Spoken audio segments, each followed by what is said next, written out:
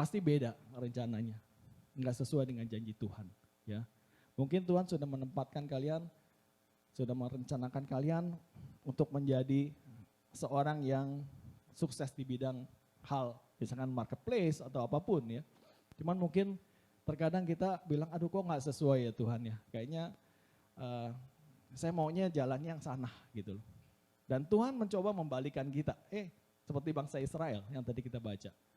Kamu harus jalan ke sana. Tapi terkadang kita keras kepala ya, seperti bangsa Israel tegak tengkuk. Saya mau ke sana Tuhan.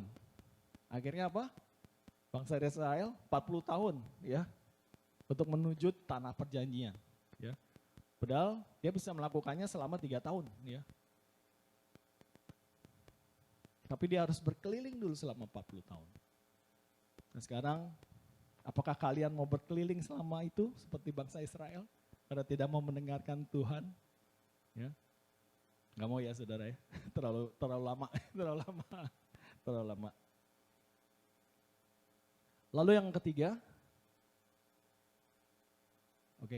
Tuhan selalu siap sedia melaksanakan firman-Nya. Ya, apa yang sudah Tuhan katakan, Tuhan pasti melakukannya. Dia nggak akan menunda-nunda. Ya. Di sini dikatakan di Yeremia 1 ayat 12, lalu firman Tuhan kepadaku, baik penglihatanmu, sebab aku siap sedia untuk melaksanakan firman-Ku.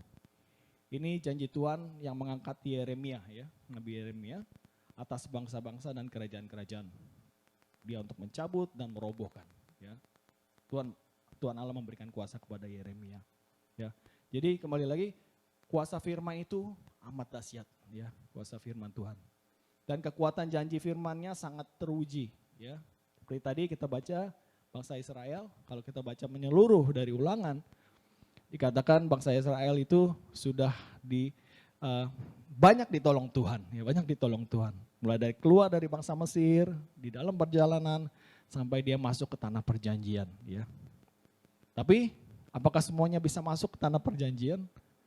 Enggak ya, enggak, hanya tertentu ya. Tadi Yosua dan Kaleb dan juga keturunannya yang generasi muda yang bisa masuk ya. Musa pun tak bisa masuk tanah perjanjian. Untuk itu kita harus pegang teguh janji firman Tuhan. Sediakan waktu kita ya untuk belajar firman Tuhan, membaca firman Tuhan, memperkatakan firman Tuhan ya. Di saat teduh kalian mungkin pagi atau siang di waktu tenggang ya, waktu break time atau sore ya, atau malam ya. Tapi saran saya jangan terlalu tengah malam karena udah capek biasanya kalau saat teduh terlalu malam, aminnya besok pagi tuh. Saya sering gitu ya. Makanya saya lebih baik pagi ya, lebih baik pagi untuk merenungkan firman Tuhan. Karena Tuhan itu ada di balik setiap kata dari firman-Nya. Ya, saya percaya dan amin. Oke, sekarang kita mau belajar dari pengalaman tadi, ya bangsa Israel ya.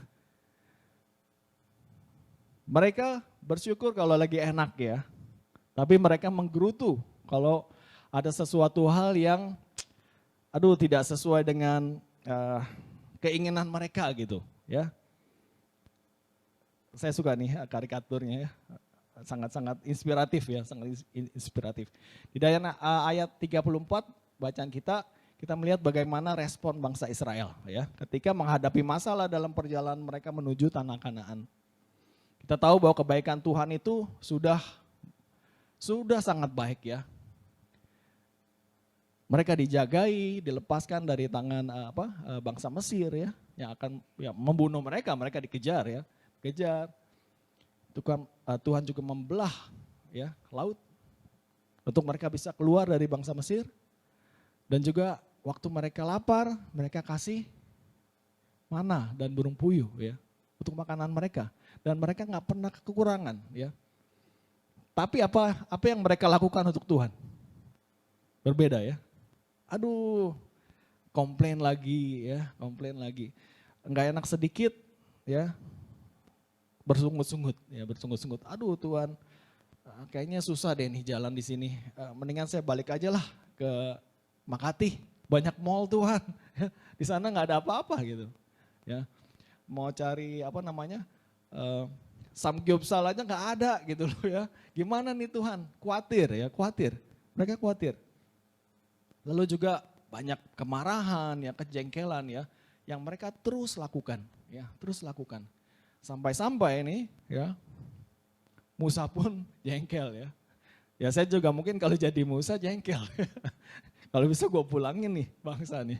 Aduh udah capek deh Tuhan gitu ya. Kadang-kadang kita sering seperti itu loh ya. Kita udah give up dulu. Aduh kita nggak malah nggak ngeliat janji Tuhan, pertolongan Tuhan itu ada di belakang saya gitu. Kenapa saya harus takut ya.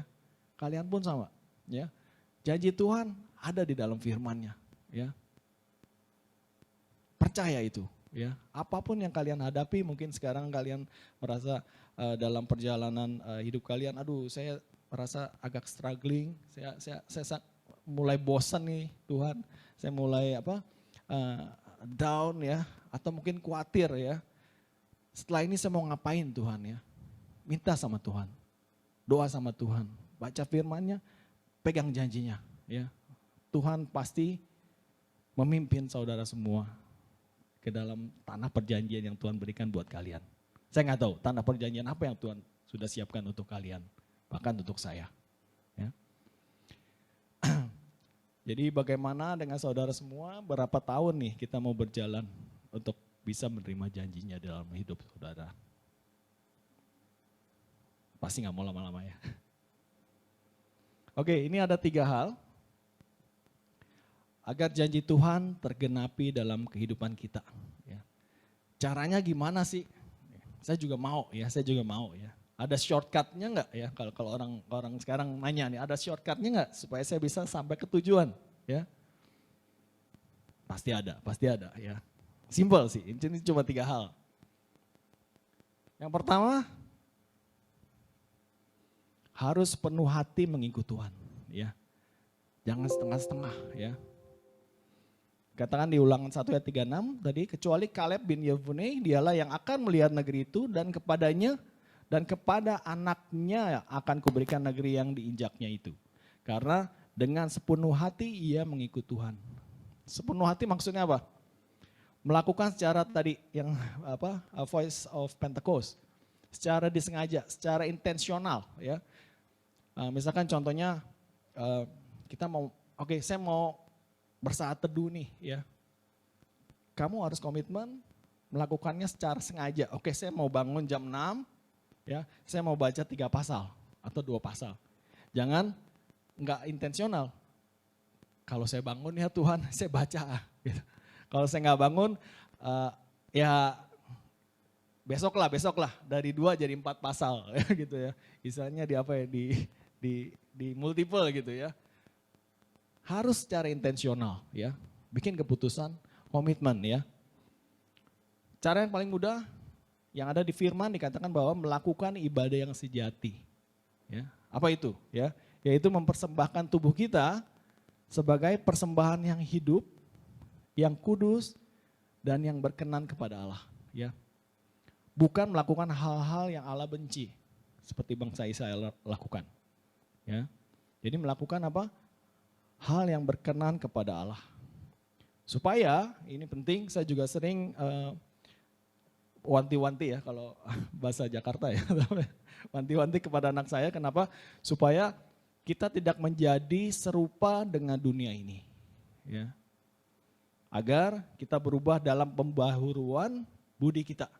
Maksudnya kita berubah dalam pola pikir, perkataan, perbuatan. Harus sesuai firman. Seperti yang Tuhan Yesus ajarkan, ya. Ini sangat penting, ya. Kita harus berubah dalam pembaharuan budi kita, ya. Perbuatan kita harus berubah, ya. Sehingga kita dapat membedakan manakah kehendak Allah. Apa yang baik atau yang tidak baik, yang berkenan kepada Allah, ya. Ini ada di Roma 12 ayat 1 dan 2, ya. Mungkin teman-teman bisa buka dan baca nanti waktu bersaat teduh. Yang kedua apa?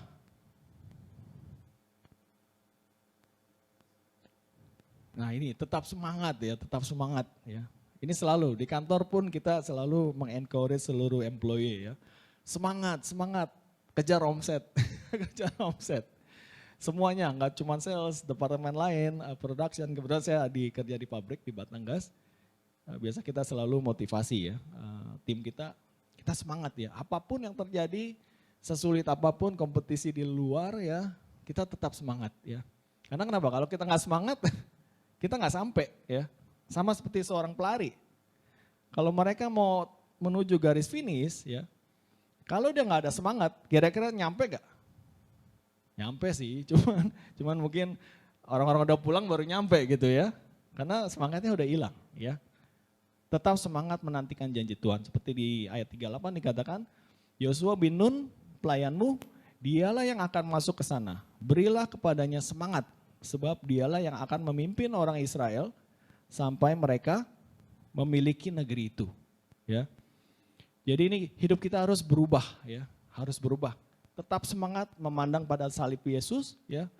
Kita harus lahir baru ya dan tinggal di dalam Kristus. Ini penting saya ulang.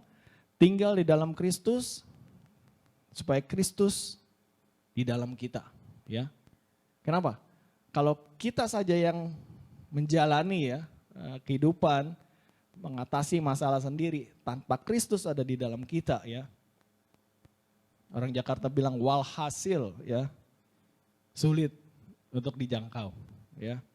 Jadi apa? Kristus harus ada di dalam kita ya. Sama seperti dari Yohanes 15 ya. Dikatakan bahwa apa? Di luar Kristus kita nggak bisa berbuat apa-apa ya. Kita harus menempel pada carangnya, yaitu apa? Pokok anggur yang benar, firman itu sendiri ya. Kita harus menempel ke sana. Jangan menempel kepada hal yang lain, yaitu duniawi ya. Ini penting. Karena tadi jika kita melakukannya dengan intensional, dengan sengaja ya, untuk melakukan tadi disiplin rohani ya, bersaat teduh, memperkatakan firman ya, mendengar firman, berdoa ya, cari saat yang saat teduh bersama Tuhan secara pribadi ya, intimate with God ya. Berdoa ya, kapanpun cari tempat dimanapun ya, untuk berdoa kepada Bapa, share apa yang kamu rasakan ya. Dan juga kita lakukannya dengan semangat. Dan jangan lupa juga kita harus hidup di dalam komunitas. Ini penting ya, komunitas. BCP Manila kita membuka cool ya. Mungkin dari hari Kamis kali ya, sebentar dari Kamis Jumat ya. Dan kita juga planning untuk membuka cool di tempat-tempat di mana kalian mungkin bekerja ya, bukan cuma di Makati ya. Ada beberapa nanti Bro Darius dan Sis Reda bisa kasih tahu coolnya di mana sih supaya kita bisa bisa ikut dan supaya kalian juga bisa hidup di dalam komunitas. Saya pun sama dengan istri selalu mendorong anak saya ya. Walaupun kamu di sana, cari komunitas ya.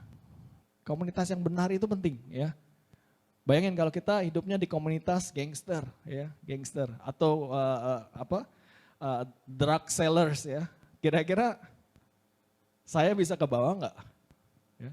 Mungkin sih waktu awal-awal kita biasa sombong ya. Kita udah nggak tinggal di dalam Kristus, kita mau ke sana.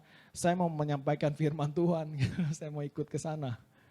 Lama-lama ke bawah ya. Saya pun dulu gitu ya, waktu muda sama ya. Oh enggak, bilang sama orang tua saya, teman-teman saya walaupun brengsek nggak apa-apa lah. Kita kan nggak boleh nggak boleh nggak boleh asumsi bahwa orang ini nggak benar gitu ya. Istilahnya saya mau coba bawa mereka gitu. Ya tetap tuh saya keikutan juga gitu loh ya. Mencuri, ngikut mencuri gitu ya. Walaupun mencuri kecil tapi tetap aja dosa gitu ya. Jadi di situ luar biasa. Kalau saya melakukannya sendiri ya, dengan komunitas yang salah ya, kita akan terbawa ya. Makanya saya encourage kalian untuk mencari komunitas yang benar. Welcome ya di dalam cool kita di BCP Manila. Lalu hal yang ketiga, apalagi? Tetap taat apapun yang terjadi ya. Ini adalah statement yang memang saya katakan tidak mudah ya. Tapi bersama Tuhan Yesus mudah. Ya, bersama Tuhan Yesus mudah. Karena Tuhan mengirimkan Roh Kudus-Nya yang memberikan kekuatan dan memampukan kita. Ya.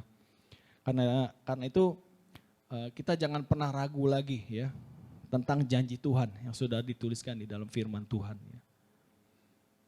Ketika berada dalam pergumulan yang berat ya, saya pun pernah mengalami, mungkin saya yakin teman-teman juga pernah mengalami ya. Jangan pernah putus pengharapan ya. Tuhan kita, Tuhan Yesus, Tuhan yang kaya ya. Dia bisa memberikan apa yang kita minta ya. Asal dengan yakin dan percaya dan kita menghidupi firman-Nya ya. Jadi jangan melihat kepada besar persoalan yang kita hadapi ya, tetapi kita harus tetap melihat dengan mata iman ya. Betapa besar kuasa dan kemampuan Tuhan kita ya. Karena kuasanya sungguh tak terbatas untuk mendorong umatnya. Saya berikan dari Filipi 4 ayat 19 dikatakan bahwa Allahku akan memenuhi segala keperluanmu menurut kekayaan dan kemuliaannya dalam Yesus Kristus. Jadi balik lagi, jika Tuhan mau kita balik arah ya ke jalan yang benar ya. Mungkin saat ini kita merasa bahwa aduh kok kayaknya Tuhan ngebelokin saya terus nih ya. Contohnya nih ya, saya mau ke Burgos nih. Yang cowok-cowok senyum-senyum nih. Saya mau ke Burgos. Cuman kok Tuhan ngebelokin saya terus ya, kenapa? Ya, kenapa nih? Karena Tuhan ingin kita berbalik ke arah yang benar. Ya, Dia tahu arah kamu Hendra salah. Ya, kamu akan jatuh ke dalam dosa, ke jurang maut. Arah kamu salah. Tuhan belokkan ya. Kita sama-sama refleksi diri kita. Kalau kita merasa Tuhan, saya mau ke arah yang benar Tuhan. Saya buka hati, Tuhan arahkan saya ya ke arah di mana Tuhan akan memberikan janji Tuhan kepada saya. Ya. Jadi tetap taat apapun yang terjadi. Mungkin kita merasa, aduh gak enak Tuhan. Ya seperti bangsa Israel nih di ayat ke-40 dikatakan, tetapi kamu ini baliklah, berangkatlah ke padang gurun, ke arah laut Teberau. Tuhan udah kasih jalan loh ya, kalau seperti sekarang udah kasih GPS, ya udah kasih Google Maps. Ini jalannya gitu. Tapi mereka menyimpang ya, menyimpang. Tuhan tahu arah kamu salah, jalan kamu salah. Sehingga apa? Banyak dari bangsa Israel yang tidak bisa masuk tanah perjanjian. Sama juga halnya dengan saya dan kalian. Lalu yang terakhir, saya ada satu ayat dari Roma 8 ayat 17. Ya. Saya akan bacakan. Dan jika kita adalah anak, maka kita juga adalah ahli waris. Maksudnya orang-orang yang berhak menerima janji-janji Allah, yang akan menerimanya bersama-sama dengan Kristus, yaitu jika kita menderita bersama-sama dengan Dia, supaya kita juga dipermuliakan bersama-sama dengan Dia. Seringkali kita menuntut janji Tuhan, merasa tidak sabar, mengapa Tuhan tidak langsung menjawab doa kita, permintaan kita. Tuhan kita tahu apa yang kita perlukan. Okay. Dan juga tahu kapan waktu yang terbaik buat kita. Ya. Saya amini itu. Saya amini bahwa Tuhan memberikan waktu yang terbaik buat hidup saya. Ya. Karena di dalam Pengkhotbah 3 ayat 11 dikatakan apa? Ia membuat segala sesuatu indah pada waktunya. Ya. Itu pun saya sudah rasakan bersama istri dan juga keluarga, pertolongan Tuhan itu gak pernah terlambat ya. Mungkin saat-saat genting kita berdoa, aduh Tuhan kayaknya saya udah mau mati nih. Banyak orang bilang saya udah mau mati nih Tuhan. Tadi jangan menyerah ya, tetap semangat ya. Tuhan gak akan membiarkan anaknya tergeletak. Jatuh sampai tergeletak ya. adalah kerinduan hati Tuhan supaya semua orang bisa diselamatkan lewat pengorbanan Yesus Kristus di atas kayu salib. Ya. Karena Ia ingin tidak ada yang binasa. Ya. Siapapun kita, saya, kalian, Tuhan Yesus mati di atas kayu salib karena Dia nggak mau kita binasa. Ya. Dia nggak mau kita salah arah ya. Dia nggak mau kita jatuh ke dalam dosa lagi. Ya. Terkadang memang kita merasa, aduh ini nggak enak Tuhan. Tetap taat pada Tuhan. Ya. Dan juga minta Tuhan berikan kekuatan, ya, baik di dalam komunitas ya yang bisa memberikan kekuatan buat kita dan juga dari firman-Nya itu sendiri. Dan biarlah kita boleh bersama-sama melakukan disiplin rohani tadi ya. Dan juga biarlah kita selalu memegang janji Tuhan. Ya dan amin.